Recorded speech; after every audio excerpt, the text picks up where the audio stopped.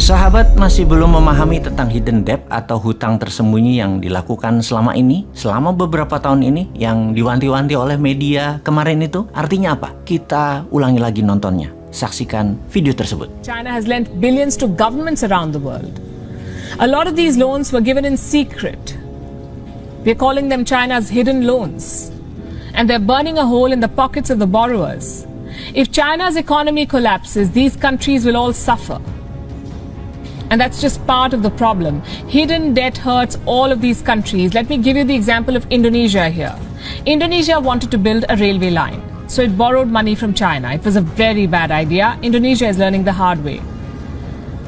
It took $4.5 billion from China for this railway line. The project was launched in 2015. 6 years later, the cost of the project has shot up to well over $8 billion, from $4.5 to $8 billion, almost double of what was initially agreed. Now, what do? You cannot abandon the project midway. So Indonesia is dipping into its own state budget to pay for this railway line.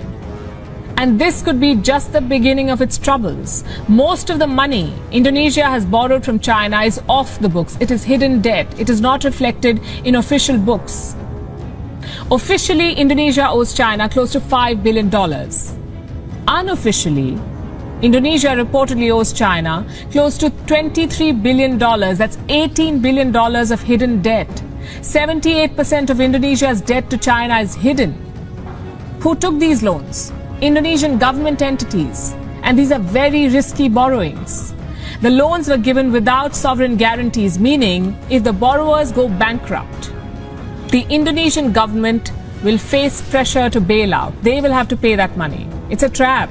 Kita jelaskan sekarang, begini logikanya. Indonesia kan negara sosialis elitis di dalam mengelola ekonominya. Dan apa itu sosialis elitis? Agen perubahan atau penggerak roda ekonominya adalah BUMN. Sosialis adalah aliran bernegara yang heavy on government. Dan rakyatnya hanya penonton, diam saja. Yang bergerak semuanya pemerintah. Peraturannya ketat, yang mengerjakannya adalah orang-orang pemerintah. Kalau seperti Taiwan, Jepang, Korea Selatan, dan Partai Republik Amerika, mereka adalah kapitalis yang berpihak kepada swasta. Taiwan, Korsel, dan Jepang sosialis akar rumput atau bottom up. Partai Republik Amerika top down atau kapitalis elitis. Oke, kita jelaskan sebentar ya. New Mind adalah kapitalis akar rumput, pro UKM. Maaf, jelasin sedikit agar menjadi pemahaman para sahabat tentang New Mind. Kita balik ke topik tentang kelolaan BUMN di Indonesia yang mungkin di dunia hanya Indonesia yang melakukan hal itu. Satu-satunya di dunia. BUMN adalah badan usaha milik negara. Jelas ya untuk hal ini. Bentuknya korporasi. Kalau korporasi berhutang, maka yang nanggung adalah pemiliknya. Sekarang pertanyaannya, kalau BUMN berhutang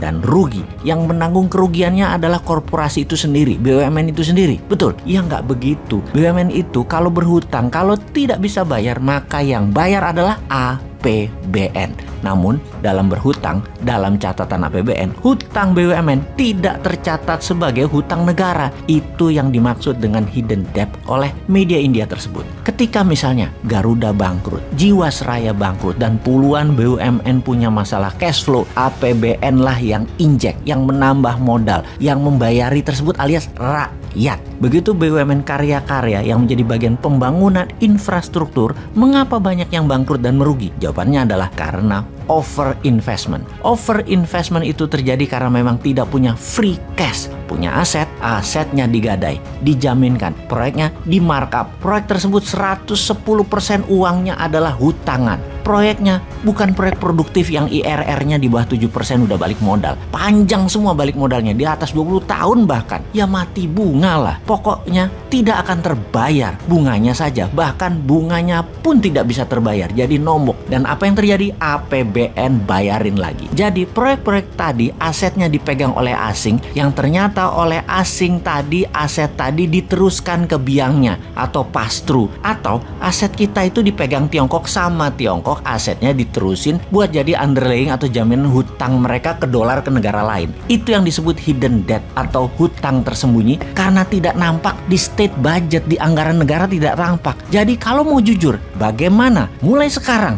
hutang BUMN dicatat di APBN?